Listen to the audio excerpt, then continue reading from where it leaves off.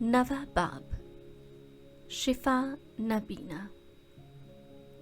और उसने गुजरते हुए एक शख्स को देखा जो पैदाइशी अंधा था, और उसके शागिर्दों ने उससे पूछा, रब्बी, किसने गुनाह किया था, इसने या इसके माँ बाप ने कि ये अंधा पैदा हुआ?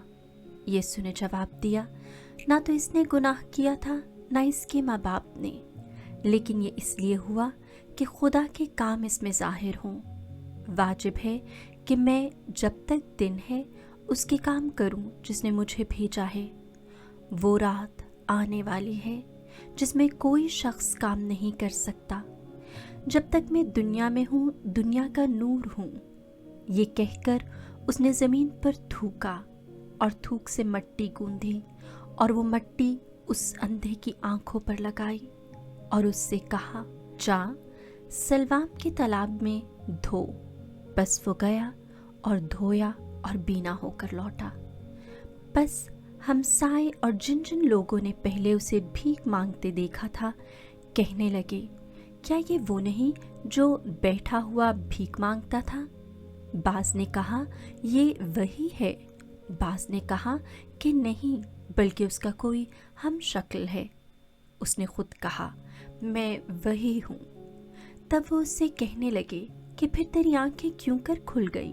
उसने जवाब दिया कि उस शख्स ने जिसका नाम यीशु है मट्टी गूंधी और मेरी आंखों पर लगाई और मुझसे कहा कि सलवाम के तालाब में जा और धो ले। बस मैं गया और धो लिया और बीना हो गया। और उन्होंने उससे कहा, वो कहाँ है? उसने कहा, मैं नहीं जानता। लोग उस शख्स को जो पहले नाबीना था फरीसियों के पास ले गए। जिस रोज़ यीशु ने मट्टी लगाकर उसकी आंखें खोली थीं, वो सब्त था। फिर फरीसियों ने भी उससे पूछा, किस तरह बीना हुआ? उसने उनसे कहा कि उसने मेरी आंखों पर मट्टी लगाई और मैंने धो लिया और मैं बीना हो गया। तब फरीसियों में से बाज ने कहा कि ये शख्स खुदा की तरफ से नहीं, क्योंकि सब्त को नहीं मानता। मगर औरों ने कहा कि गुनहगार आदमी ऐसे करिश्मे क्यों कर दिखा सकता है? बस उनमें इख्तलाफ हुआ। उन्होंने उस बीना से फिर कहा कि जिसने तेरी आंखें खोली, तू उसके हक में क्या कहता है? और उसने उनसे कहा कि वो नबी है।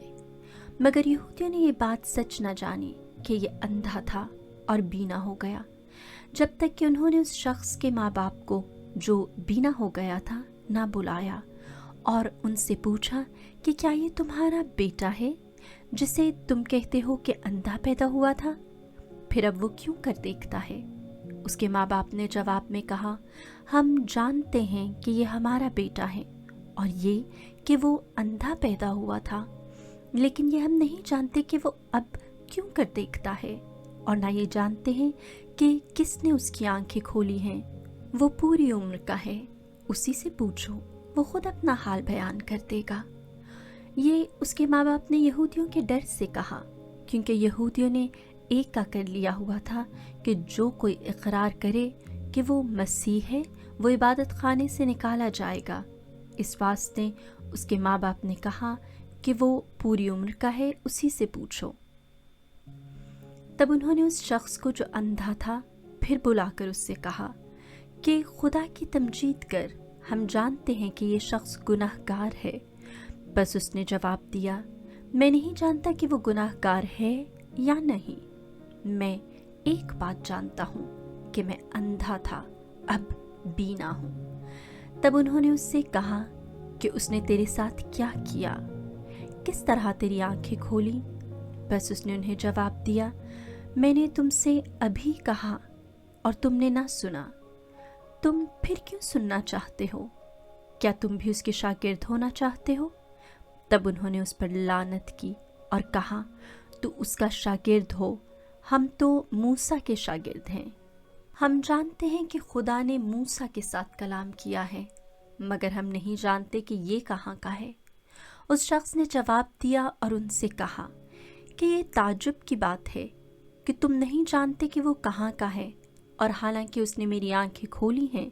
हम जानते हैं कि खुदा गुनाहगारों की नहीं सुनता, लेकिन अगर कोई खुदा परस्त हो और उसकी मर्जी पर चले तो वो उसकी सुनता है। दुनिया के शुरू से कभी सुनने में नहीं आया कि किसी ने पैदाइशी अंधे की आंखें खोली हों।